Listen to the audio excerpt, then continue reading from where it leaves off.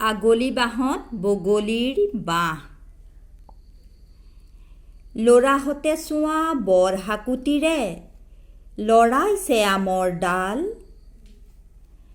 কত যে আম ক'ত যে পৰিছে, কাষতেই আছে খাল। আগলি বাঁহত দেখিছানে বাৰু বগা বগলীৰ বাঁহ?